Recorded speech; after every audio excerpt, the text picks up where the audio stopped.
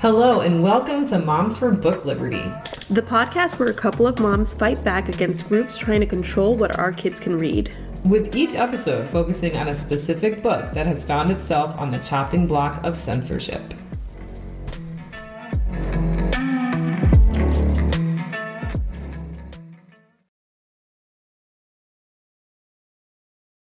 Hello, and welcome to Moms for Book Liberty, the Junior Edition, where we start reading picture books. Yeah, that's all we do. We read picture books instead of, novels, and they're, what would you say, Jennifer, for like elementary school kids? Yeah, young age children. Yeah.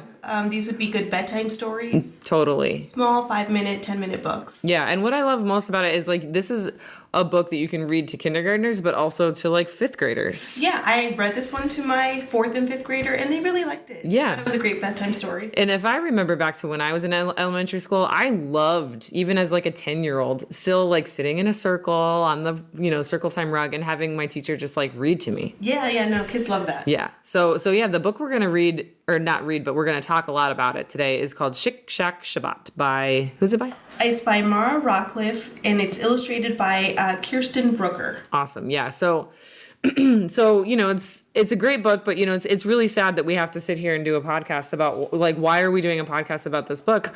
Well, in Jacksonville, which is Duval County, this book was pulled from the shelf? It was pulled from the shelves for 15 months, I believe. So over a year, this book had, it had a chance to be read by students for, 15 months was taken away from those students to be able to read it. Right. And supposedly it was while they were evaluating if it was within the new laws that Governor DeSantis passed. The anti-woke laws? Yes. Oh. So Chik, Chak, Shabbat, the title kind of sounds like it might be woke because what? It's not Christian? No. Is that it? Yeah, it's too ethnic, I guess. Yeah, it's too ethnic. So there you go. It violates the anti-woke law. But really, it's a great book. It was so good. Yeah. I mean, it's just like such a sweet story. I read it and I could not figure out why it was pulled from shelves. There's nothing in it that discusses racism.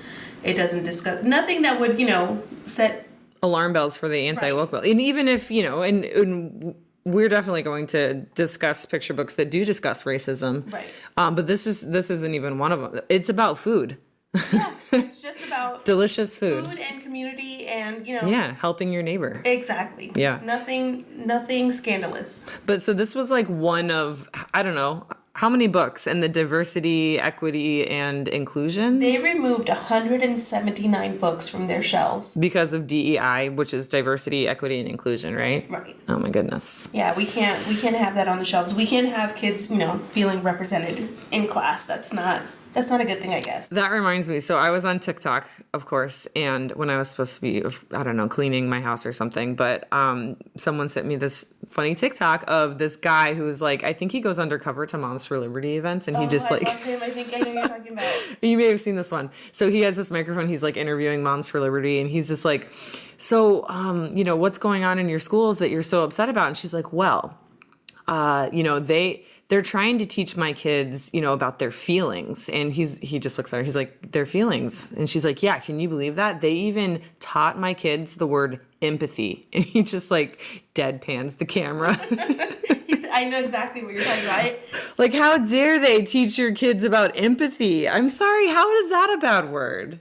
And that she said that out loud. Yeah. And she's not picking up that he's just like, he's like giving her all these little tidbits to like realize that she's sounding kind of, ridiculous, and she's just not picking up on it. Yeah.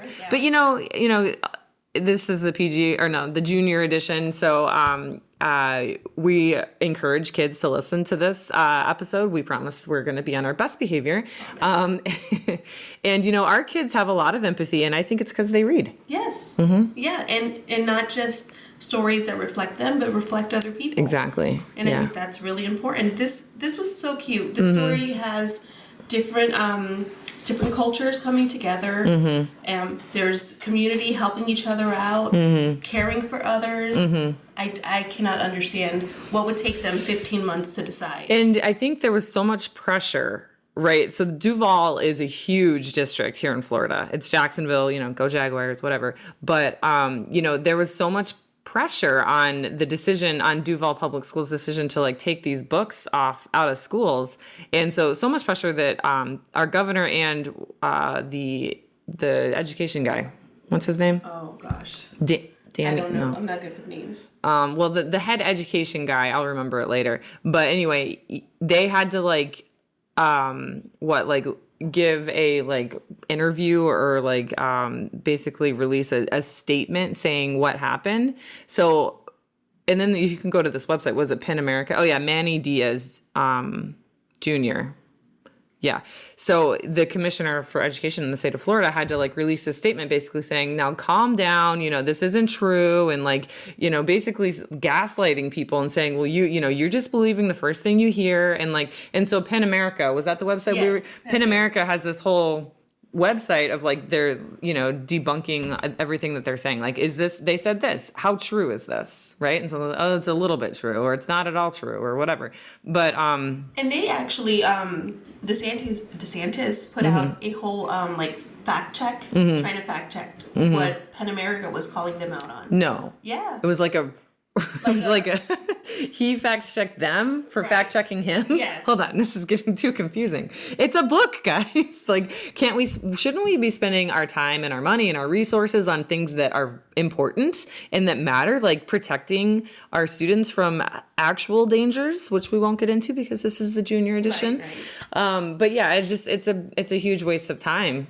It's just grandstanding on their part. They're just trying to win points, I guess. I don't know what they're trying to do, but they're just ruining our kids' education. And there were so many other books. I don't know how we ended up choosing this one. I think it was just again, it was a TikTok video that I saw, and they were like, "Can you believe this? This is a book about food, and here it is being banned." So I think that's why we chose it. Was it's just kind of being clumped in with all these other books that it's it's one of those games where it's what do they all have in common, right?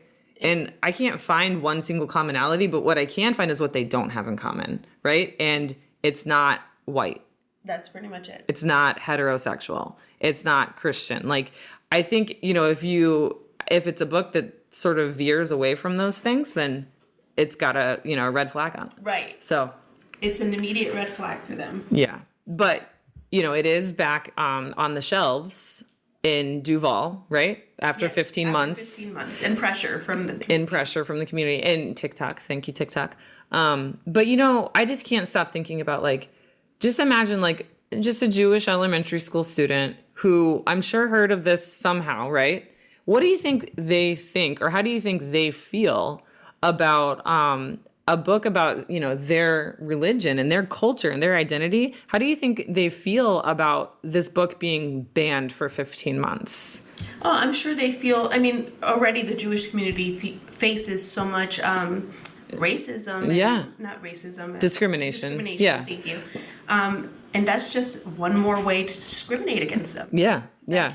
And as a kid who you're still developing, you're building your confidence, you're still figuring out your identity and who you are, to have this book being taken off, is just, especially in a district where Duval is 70% students of color.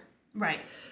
So, it's just, I just can't stop thinking about how those kids feel. And then there was another book I just saw was Dim Sum for Everyone. Yeah, there's a lot of books about food. Yeah, that they seem to have an issue with. Have you had dim sum? It's so good. I don't know why they're against. But if you're a child of Asian culture and you hear dim sum for everyone, this is bad. That's a terrible message to be sending to our kids. It's even for books that feature gay characters, it's not bad to be gay. Right, it's okay. It's okay to say gay. Yeah, and, it's okay to eat cholent and to talk about it. So cholent is the soup, right? Yeah, it's a soup that they eat on the Sabbath. Okay, and the Sabbath, for those of you that don't know, is on a Saturday. See, we're learning. So, I'll have to admit, I don't know a lot about, Judaism, right? But even this book taught me a lot, about cholent. I didn't know what cholent was. I grew up in a large Jewish community. Mm-hmm. So I remember matzo ball soup. I used to love eating it. Because my mom used to be a housekeeper, and most of her clients were Jewish, so they always would send home matzah soup. I loved it. But I don't remember ever hearing about cholent, so this was new to me. One other thing I learned about when researching this book is that not the book, but cholent is actually responsible for Boston baked beans. That is so cool. Yeah. So, what commercial is it? That's the one with the dog, right? Yeah. Isn't it like the golden retriever? He's always trying to like sell the secret or like tell. Yeah. The secret is apparently cholent. Apparently. Now we know. Yeah. So, I guess because the history of cholent goes back some time, and it's it's a bean-based dish, I guess. So, Boston baked beans owe their beginnings to cholent. That's really cool. Yeah. And I'm dying to try cholent because at the end of the book there's the recipe. The grandmother's recipe. Yeah. And so the kids, when I read it with the kids, they were like, "Can we make it?" And I was like, "Yeah." So I have it saved, but I haven't made it yet. But I'm dying to. So go out and buy this book just so that you can have the recipe. Yes. And make the recipe. It's super short. It's like we read it together. It's like a 6-minute read. Yeah. And the pictures are adorable. But I don't know. Do you want to just jump into the book? Sure. So the main character's name is Goldie Simha? Simha. Simha. I think that's how you pronounce her last name. I'm not the greatest with pronunciations of names. Well, I'm sorry. What's your maiden name? Valle. See, and when I first met you on Facebook, I'm like, I have this new friend. Her name's Jennifer Val. Well, and growing up, I would say Valley because it would just be easier for everyone. Yeah, but it's then they would add a Y. Yeah, so, but it's Valle. Valle. Yeah, and is that Venezuelan? No, I'm Guatemalan. Guatemalan. I don't know where I got. Venezuelan. See, I didn't make it up. I knew there was Venezuelan. You're close. So anyway, I'm pretty sure it's Goldie Simha because we were listening to the YouTube. Yes. And that's how they pronounced it. So. So she's a Jewish grandmother, right? And they live in an apartment complex. And every Friday she makes cholent. Is that right? Every Friday night she starts, because it takes at least a day, and better if it's done overnight, to prepare and cook cholent. So I'm not sure when they start smelling it, if it's Saturday or I think in the book, the neighbors in the apartment complex, they start smelling it on Saturday. Okay. Yeah. So it's called Chik, Chak, Shabbat because Chik, Chak means hurry up in Hebrew. Yeah. So she's, it's like hurry up and get the cholent on Friday so that we can enjoy it and relax and rest on Saturday. Yes. Because Saturday is that Shabbat? Shabbat, yeah. Yeah. And I said Sabbath earlier. Shabbat. I'm sorry. Yeah, I don't know if those two are interchangeable. They might be. But I'm not sure either. Yeah. See, we're learning. We don't know. But it's like their day of rest. Yes, Shabbat is Saturday. It's the day of rest. Yeah. See, we're getting it. So throughout the whole book, Goldie says, it feels like Shabbat. Cholent feels like Shabbat, right?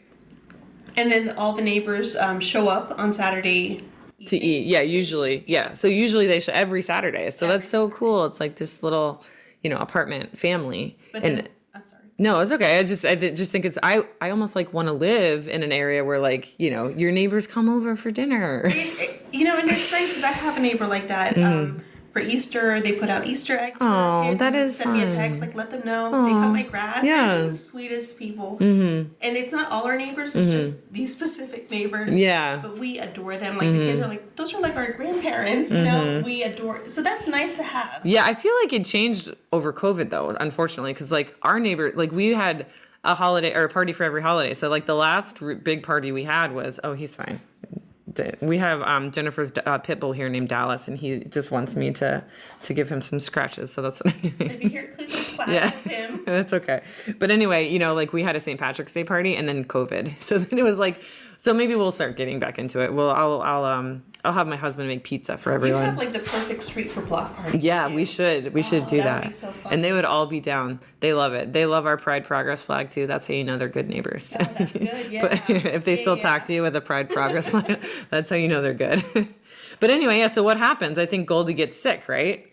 Yeah. So we should talk about the neighbors. Yeah. So the neighbors realize they are not smelling those delicious smells they smell on Saturday, and they're having an off day because of it, because they're so used to that comfort of smelling it.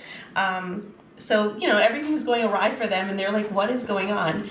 And finally, one of the families, which is the Omar family, their little girl runs up to check on Miss Goldie, and it turns out she's not feeling well, and so she was sick on Friday, and she didn't have time to make to put everything on the pot for Cholent.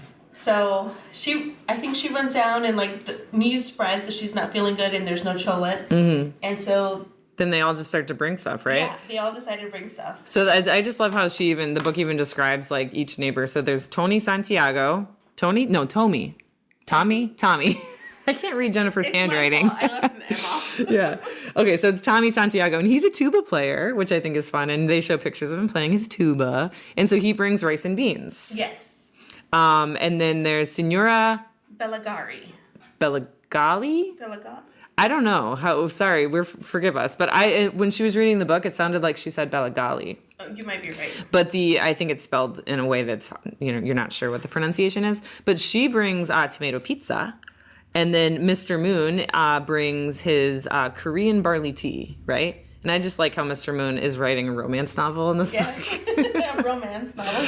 Yeah. He doesn't look like the type either. If you see his pictures in the book. Yeah, he's just clicking away right in his romance novel. And then, like we said, the Omar family brings curry potatoes. Yes. Cool. And so the whole thing is, Cholent has beans in it, tomato, barley, and potatoes. So, like, that's the main ingredients of the dish. But just separate. Right. Yeah. So they each brought something from their own, culture that has an ingredient from Cholent and kind of made it happen. So it's really cute. Yeah.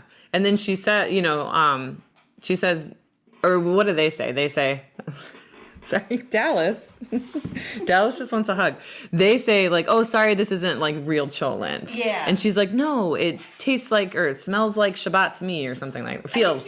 She says feels. Feels, okay. Yeah. Feels like Shabbat to me. So, and it was just like, just a really heartwarming story of neighbors coming together and helping each other.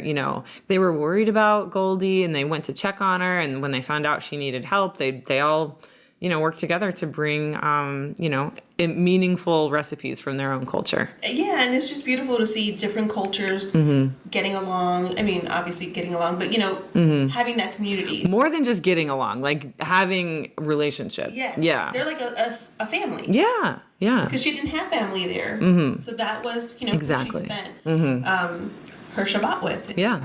It's just really nice. So, yeah, I mean, rent the book for yourself and try and figure out why Duval County Public Schools, I'm sure, I don't want to put the blame on Duval County Public Schools. It's because of all the legislation and so many districts around the state are trying to, protect themselves from lawsuits or from, I don't know, anything, just from being on the radar. They don't want to be on the radar. They just want to teach and they want to make sure their teachers are, have what they need and can teach their students. But like it's resulting in things like pulling hundreds of books. Censorship. Yeah.